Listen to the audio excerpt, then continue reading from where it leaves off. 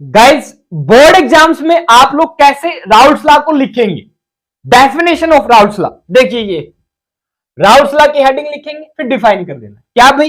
According to Raoult's law the partial pressure of each component, each volatile component, ध्यान रखना volatile term in the solution is directly proportional to mole fraction of that component.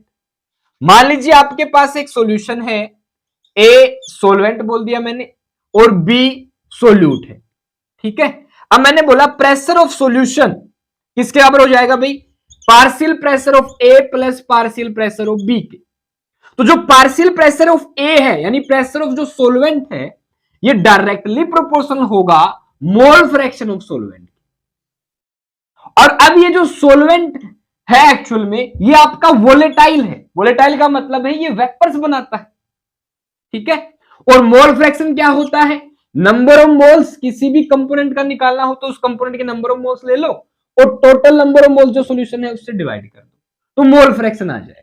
मान लीजिए मैं निकालना चाह रहा हूं मोल फ्रैक्शन ऑफ सोलवेंट, तो n A number of moles of solvent by में total number of moles of the solution आ गया, इसके डायरेक्टली प्रोपोर्शनल होगा। फिर आप लिखेंगे पी ए इक्वल हो जाएगा किसके, P nought A into X. अगर ऐसे में सोल्यूट भी वोलेटाइल हो तो P B partial pressure of solute बराबर हो जाएगा P nought B into X B, ठीक है। और ये आपको बता देना है कि पी नोट ए है pure vapour pressure of solvent, P nought B है pure vapour pressure of solute. और इन टर्म्स के बारे में अगर आपको अच्छे से जानना है तो आप लोग चैनल पे दूसरी वीडियो देख सकते हैं जिसमें अच्छे से एक्सप्लेन कर रखा है।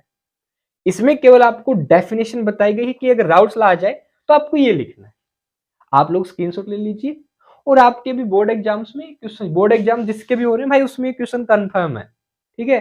और आपको ये बेस्ट डेफिनेशन दी गई है अकॉर्डिंग टू एनसीईआरटी, बहुत ही एक्यूरेट डेफिनेशन है, ठीक है। ये लिख के आइएगा, आपको कंप्लीट मार्क्स मिलेंगे। अच्छे से पढ़िए, ऑल द बेस्ट।